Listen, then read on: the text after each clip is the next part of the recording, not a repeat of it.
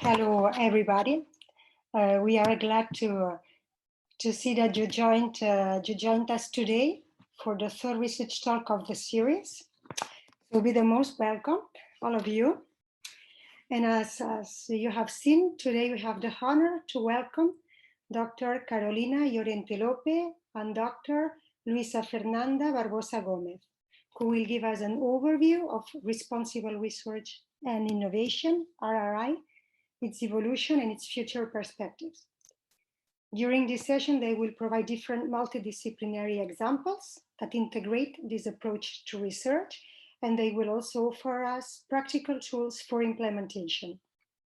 The main goal of this talk is to trigger reflection upon research and innovation processes and upon their impact on our policies and practices. So, Dr. Carolina Llorente is the coordinator of the Study Center on Science, Communication and Society at Universitat Pompeu Fabra in Barcelona, Spain.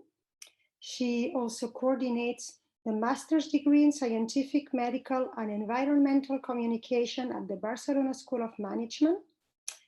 And she's an associate professor at the Department of Experimental and Health Sciences of the same university, where she has been teaching science communication and responsible research since 2016.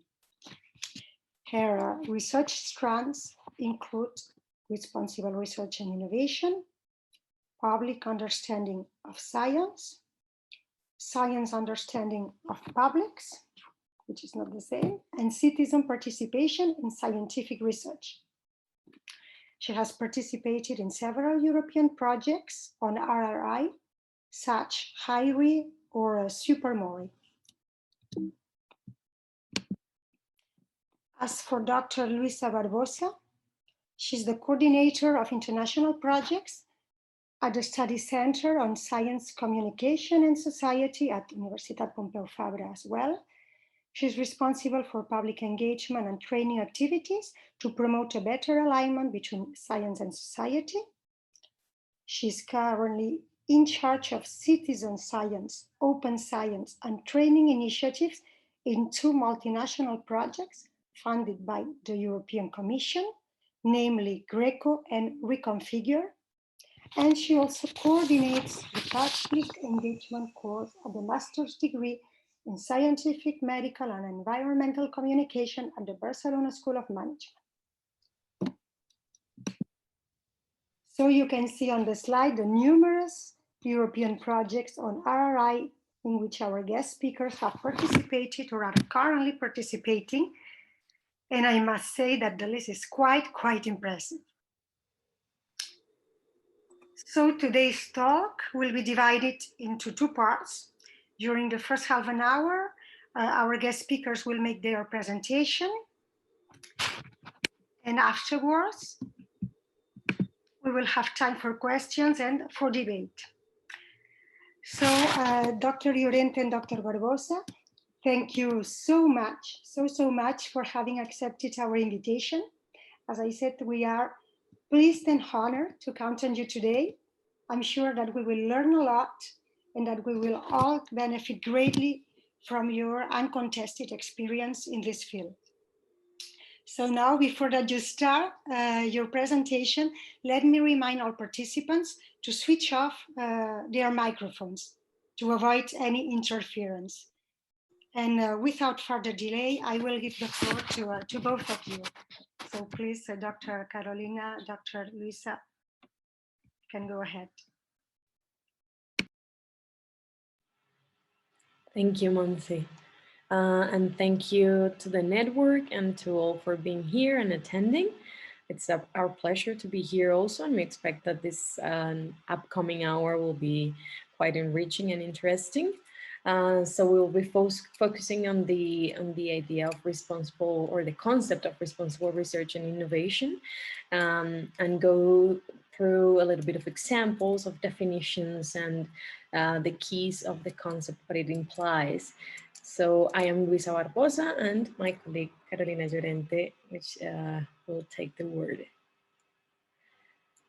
also. Yes. So let's start to give a bit of context. Responsible research and innovation is a concept that is around already for a decade. So it is not static, it has been evolving a lot.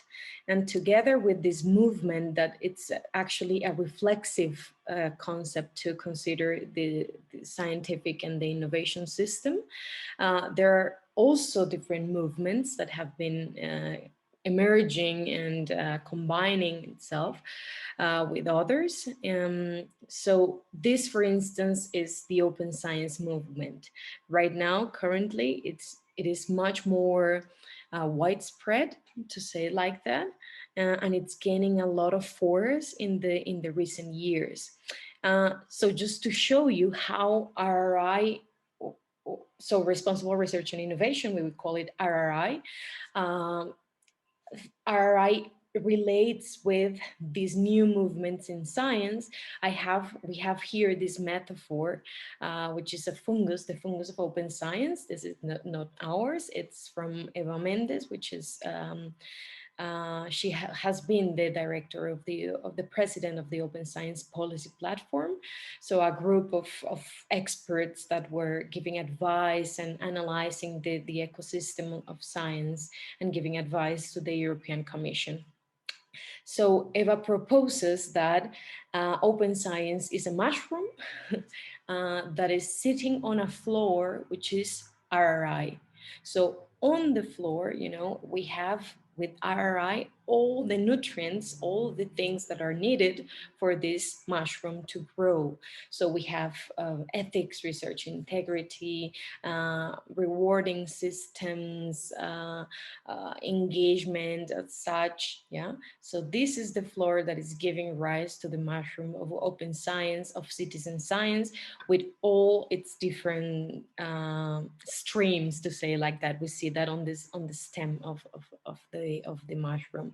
But we're not talking about open science today, but much rather about this floor that sets all the nutrients for the mushroom to grow. And in that sense, RRI arises from two different forces, two opposite, we could say opposite forces, but they are actually going or leaning towards the same point. So RRI arises from the confluence of various academic disciplines and from initiatives also by representatives of civil society, by the industrial sector, by science communicators. So this is what we call a bottom-up force. It's a confluence of initiatives and knowledge that is coming from practitioners. For instance, if we could go to the next slide, please. Disciplines as the ones we see here. So it is a combination of forces between science ethics, which are very traditional, to say like that has been around science for centuries, research integrity, sustainable development, open innovation. So we see that this is a combination of streams of ideas that come from lines that are very traditional and lines that are much more recent, as sustainable development and gender equality, technology assessment. What they have in common is the focus of RRI also, which is the stakeholder inclusion, the science, the social compromise of science, and considering society's principles and values, being responsive. And then of course, it may happen that some of these lines or disciplines, to say like that, focus on specific aspects as gender and sustainability that RRI also considers. And then there is another force, we could call it opposite, but not really, that goes from the from the top down. And those are the institutional forces of big institutions with decision-making power that have also promoted the concept of RRI and this idea that we will in just a second explain what it implies.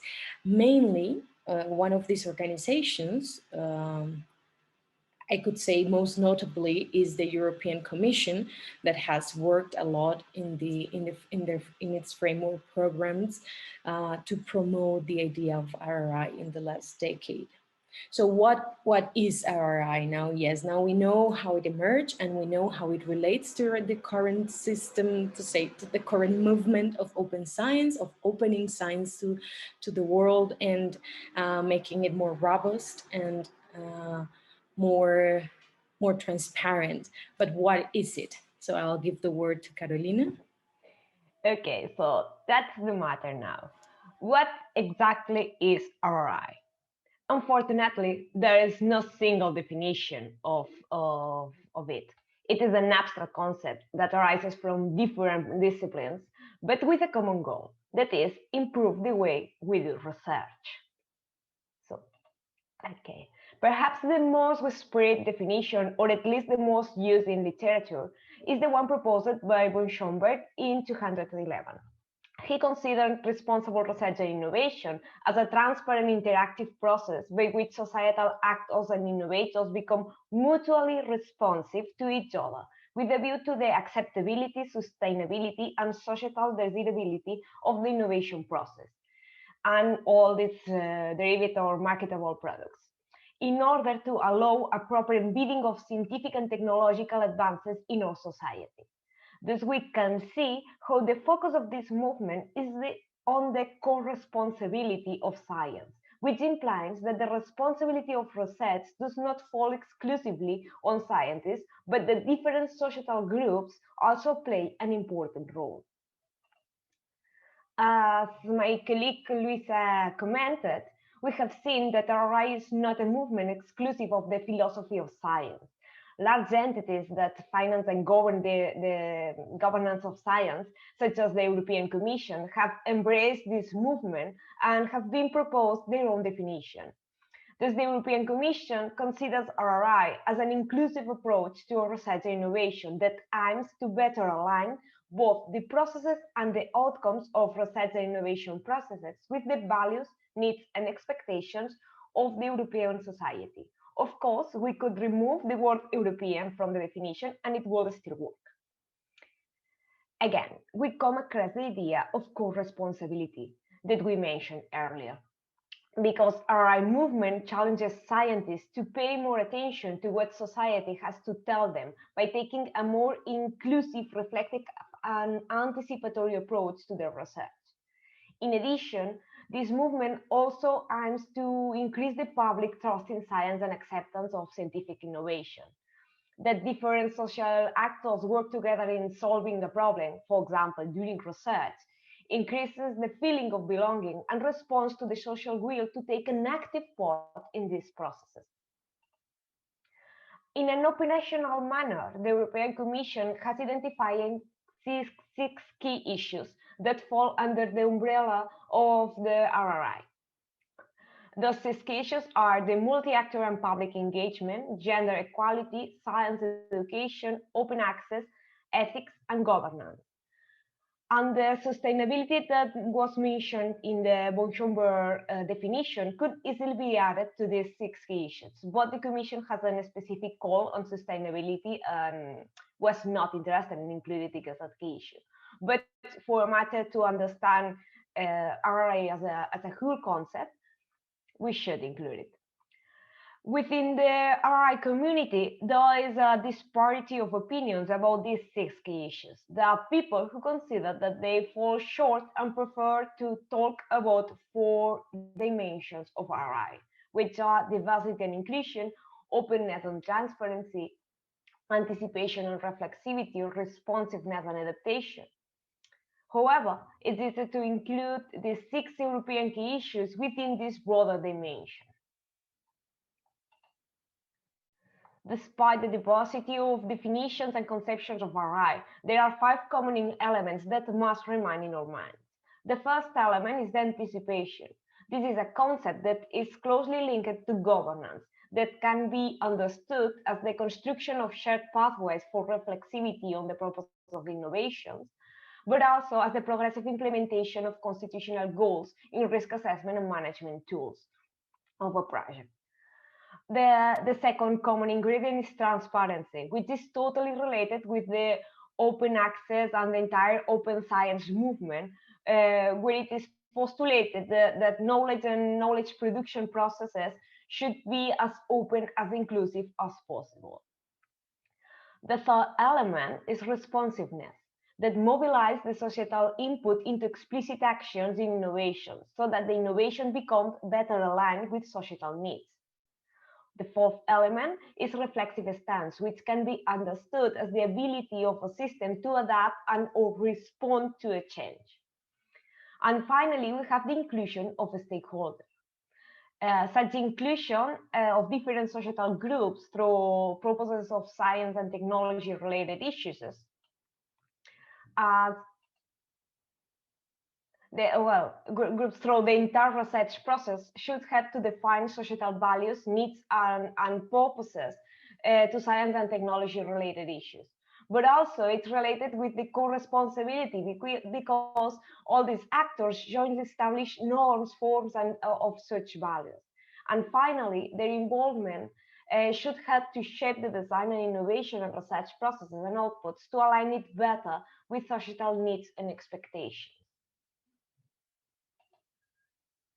And now we are going to see different examples related with these key and these dimensions that we have previously mentioned.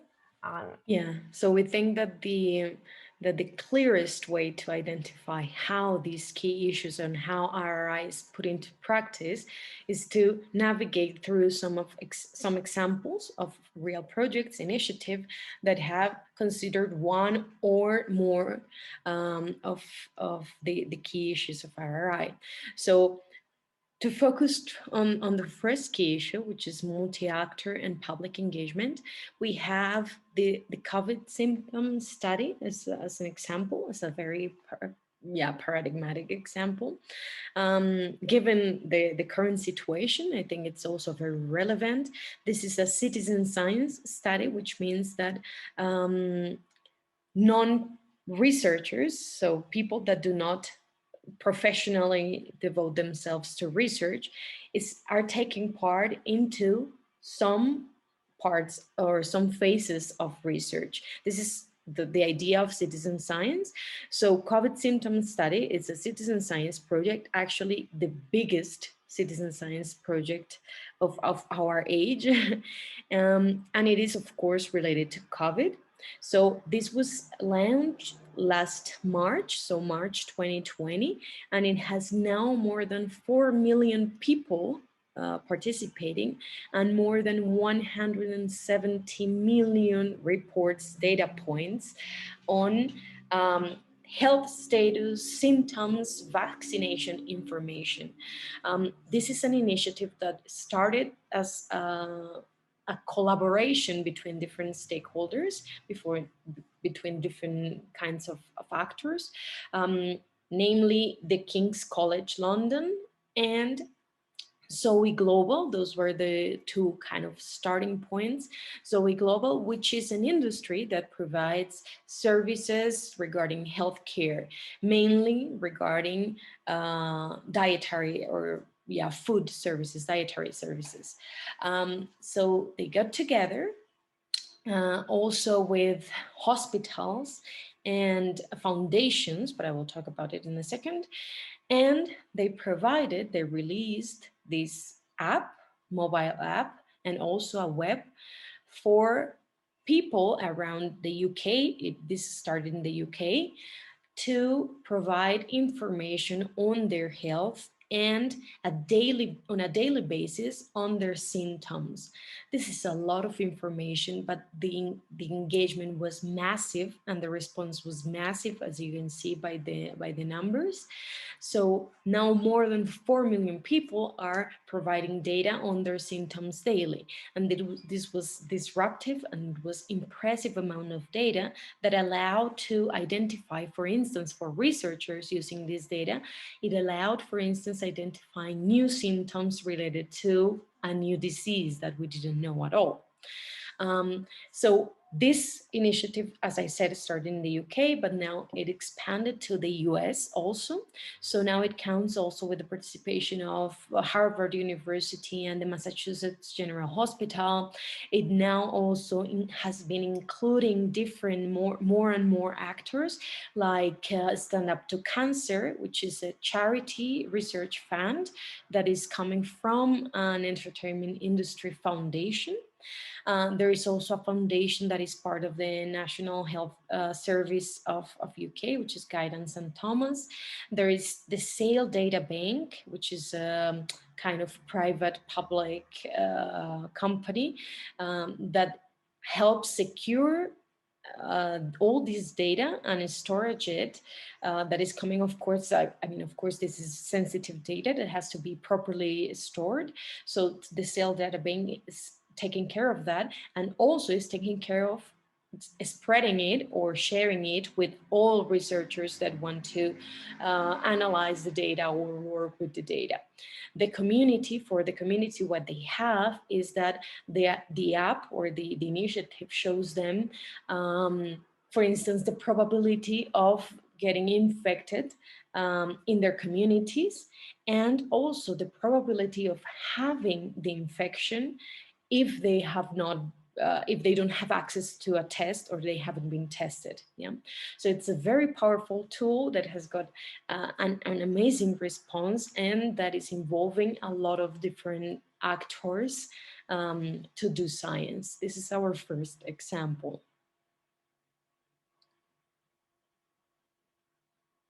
Second example. Oh, yeah. Sorry, I had the micro. Oh. So our second example is related with the second key issue, which is gender equality. And it can be understood, gender equality not only is about human resources, it's also about gendered research. So first of all, I would like to present this website, which is called Gendered Innovations. That has a lot of examples of different kinds of researchers in different disciplines with this gender perspective inside the research.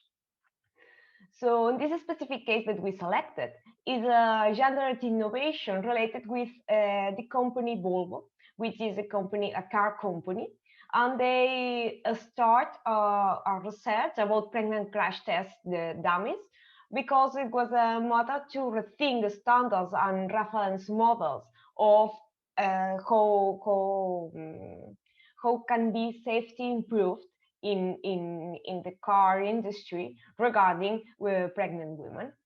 So the most important thing here is that when we design a technology, for example, in this case, a car, but it can be extrapolated to any other technologies, it seems logical that it can be of great value to take into account aspects such as the different behavior in relation with risk, conditioned by gender, different longevity between women and men, also different needs and expectations that carry the roles of female and male gender.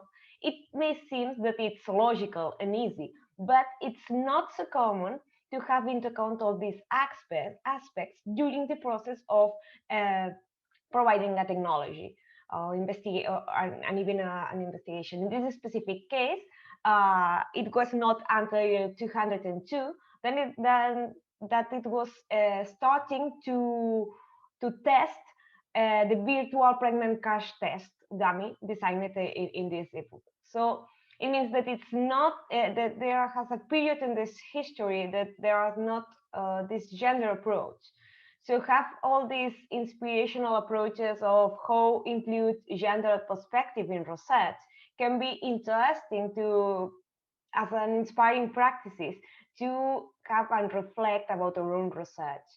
This is a very specific case and a very specific context, but we can learn from all this context. So I highly recommend you to see this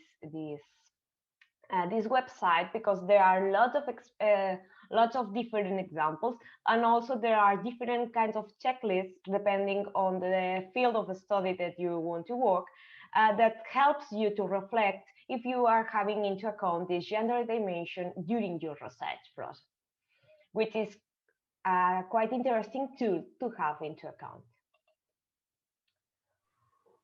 Also, the third key, which is science education, we have this example, which is an European project called Personalized Medicines Inquiry-Based Education, education, which is for short PROMISE. So P4 medicines stands for predictive, preventive, personalized, and participatory. And this project aims to revolutionize the practice of medicines by focusing on predicting and preventing the apparition and development of a disease, while personalizing the treatment to each patient's needs. So highly participatory patients work with their physician to understand their health status and how it is affected by their lifestyle, the environment, whatever. With this, the demand of qualified researchers and physicians has arisen. So the main objective of this project is to prepare medical and science students for the rapidly changing landscape of medical practice and research by creating innovative teaching tools and practices for inquiry-based online learning for P4 medicines and responsible research and innovation principles. So this approach requires cross-disciplinary culture and change towards a proactive mindset of traditional fixed evidence-based approaches to treating patients.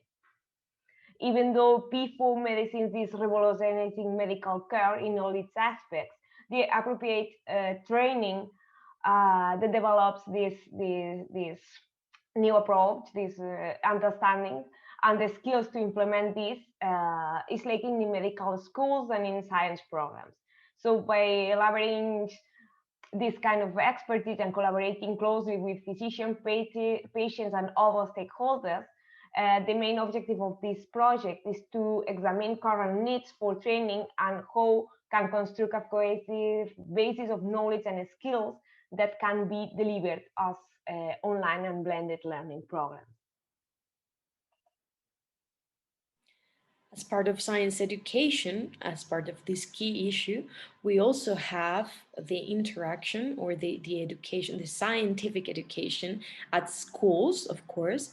And this is done not only by promoting scientific skills and the methods and processes and curiosity at earlier stages of our lives, but also by connecting real science with teaching.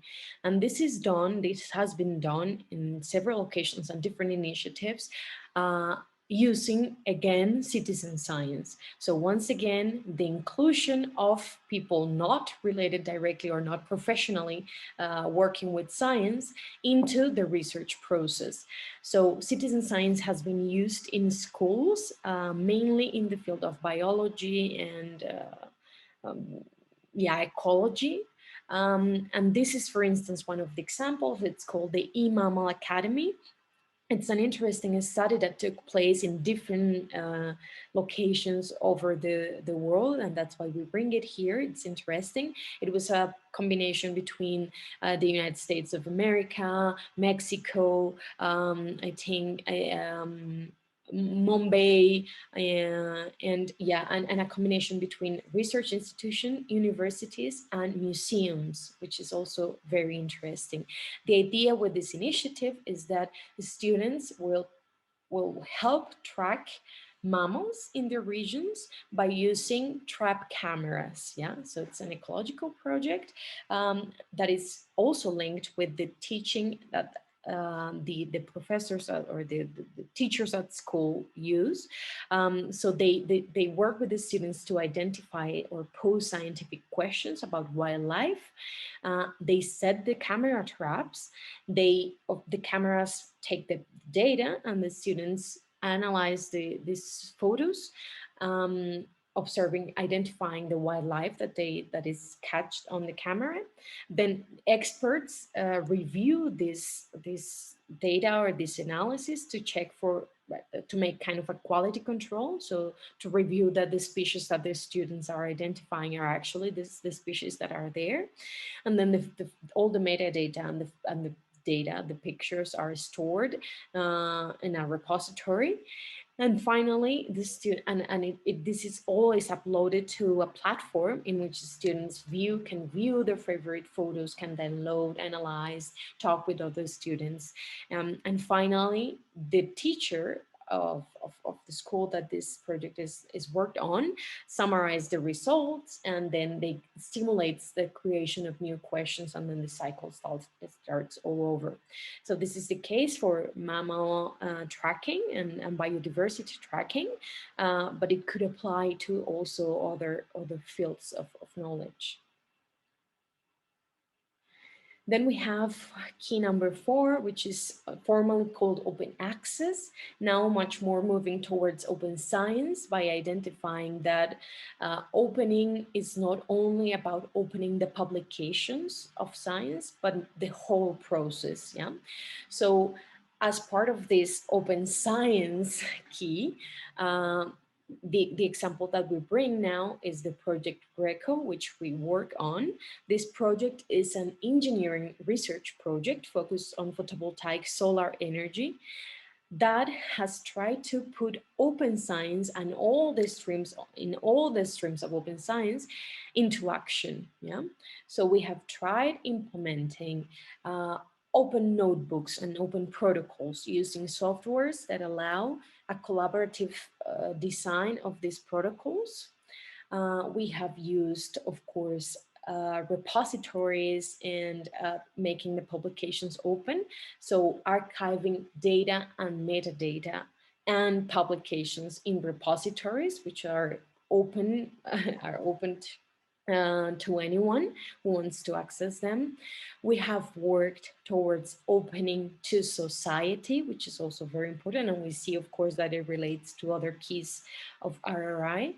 So by developing a citizen science initiative on solar energy, by working together with a certain population, the population of irrigators for agriculture, so people that irrigate the crops, and of course, they need a lot of energy. So the project has worked together with them to provide solutions, technological solutions on solar energy that make this irrigation process much more sustainable, and that also produces technology that is aligned with what this group needs. We have worked together with different kinds of people, governments, industries, associations, to analyze the impacts of certain research lines in the field of photovoltaics, in the field of solar energy, to analyze the impacts that it may have. So we have worked a lot with this idea of anticipating what could happen, of reflecting, okay, do we want this kind of innovation to keep evolving or not? So we highly recommend also checking at this project, because it is a pilot, it's an experiment of putting open science in all its lines into action. We leave the website there.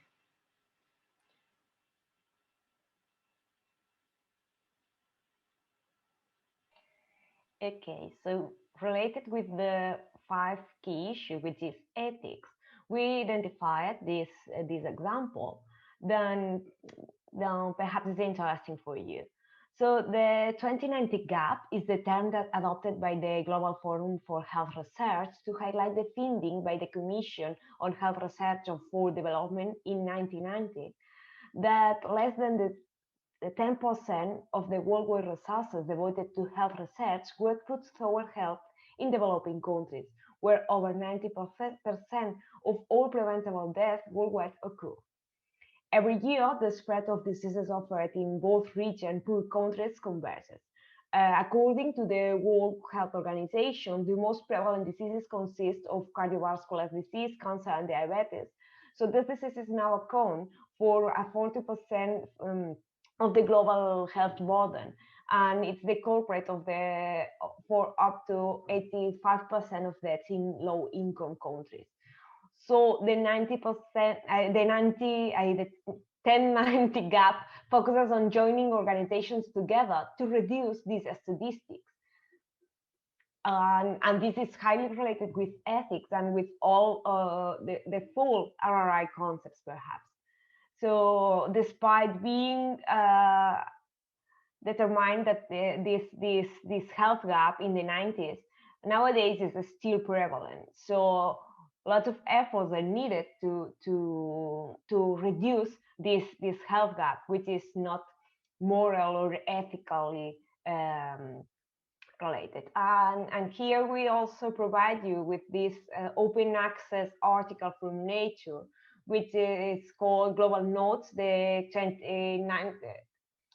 10-19 gap disparities in global health research, which is really interesting to have an overview of these problematics and different initiatives that are taking part in order to reduce this gap. Regarding the sixth key issue of governance, we have this example of the EC project. It's another European project we are involved in. And the objective of this project is to identify through an analysis of a variety of types of experiments in public engagement on science-related questions and activities, generalizable characteristics and conditions that cultivate active and productive citizen participation in public deliberation. So we want to construct a novel concept of deliberative participation designed to enhance both the quality and the legitimacy of political decision making by focusing on the importance of knowledge-based deliberation. So if it will build on an extent of existing experiences in the field of citizen science to explore the conditions under which participative and deliberative practices can be successfully implemented for the purpose of building forms of knowledge-based democratic governance complementary to political representation in democratic societies. So this project combines theoretical analysis, empirical research, and small-scale experiments.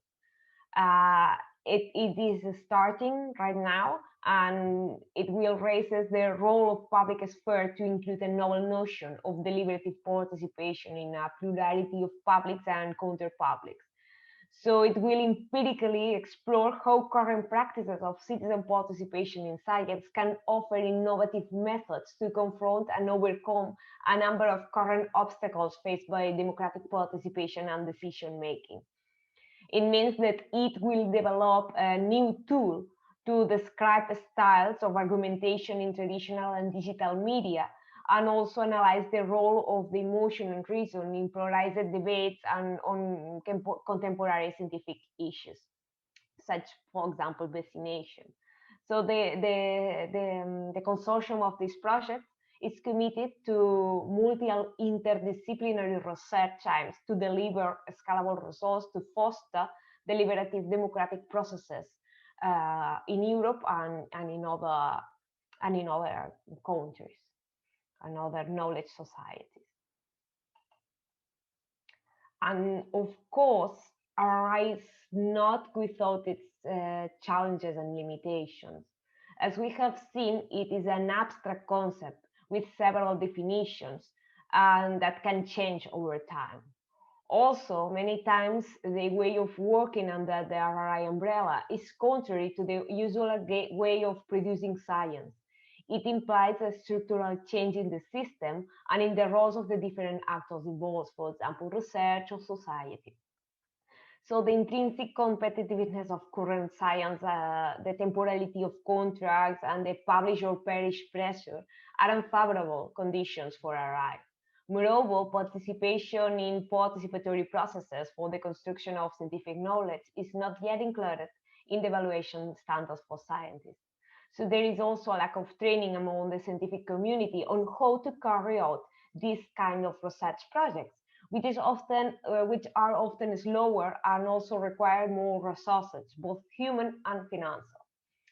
In other words, it's not yet sufficiently valued, and there are few incentives to promote RRI research. And with this panorama, you may wonder, why would an investigator or a researcher want to start in RRI? Okay, because there are also great benefits in addition to those already mentioned through the presentation. For example, if you have an RRI project, your project gains visibility as you identify and work with segments of society that your research may affect. Also stimulate creativity and new ways of thinking and doing, because in such processes, you are working across disciplines and with different people. Moreover, you can broaden problem framing and generate new research strategies and ensure that your research will be valuable to society. Also, knowing that by adopting RRI, you are contributing to make science more inclusive, more open, more reflective, and thus more robust, may lead to a personal satisfaction with your job. So the most important thing here is that responsible research and innovation represents a movement for change in the current science and technology systems. And what pursues and what wants this movement is to improve the way we are doing science.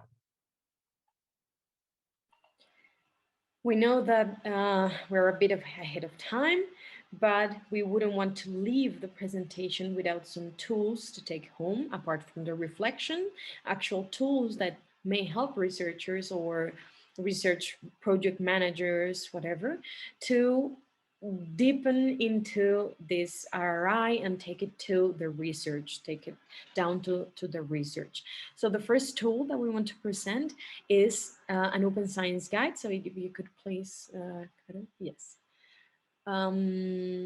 Okay, this is not the updated one, but it doesn't matter. It's the practical guide on open science for researchers. This was part of the project Greco that we mentioned before.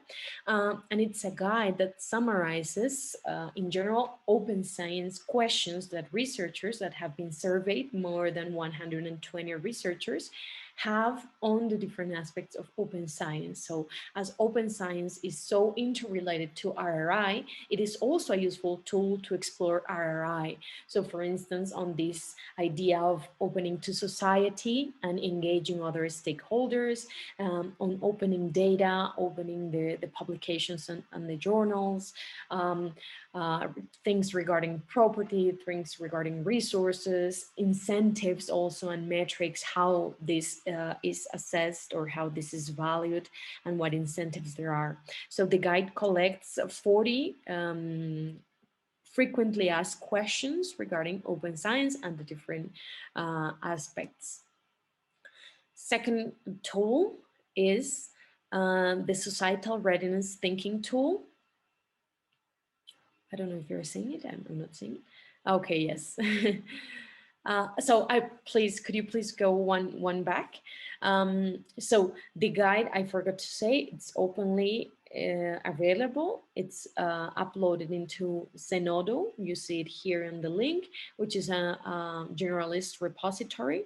And inside the guide, there is also a checklist. So this checklist is intended to be sitting next to the desks of all researchers and project managers in order to be ticking or identifying what they could do in their daily practice to implement open science.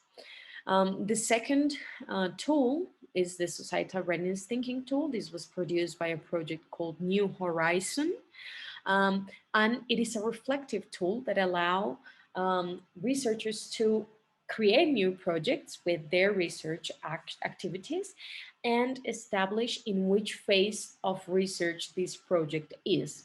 So of course, applying RRI is different if you are just creating your hypothesis or your research question than if you are already analyzing your data or publishing your data. Yeah. So it's very different in each step of the process.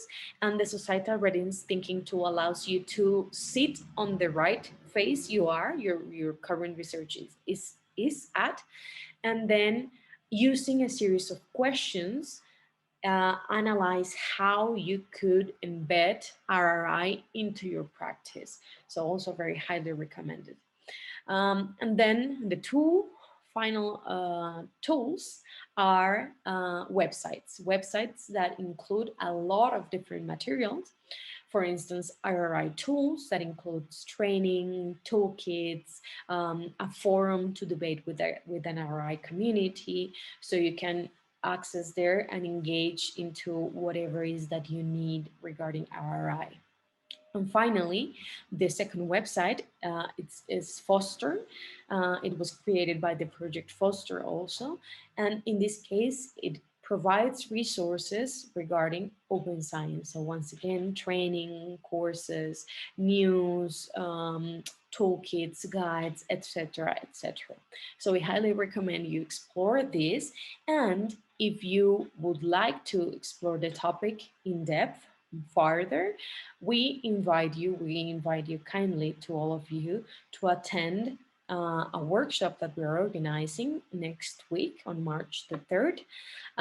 It's open, it's international, will be in English, and it focuses in depth on what is this idea of responsibility. It is a debate-oriented course, so there is a lot of work of debate and exchange that participants will do to analyze and reflect upon the concept further. So if you wish to register, there is the QR code or a link, as you prefer, and then registrations are open until this Friday. So this is it from our side. I hope this presentation has sparked some questions, some reflections, and we're looking forward to hearing them.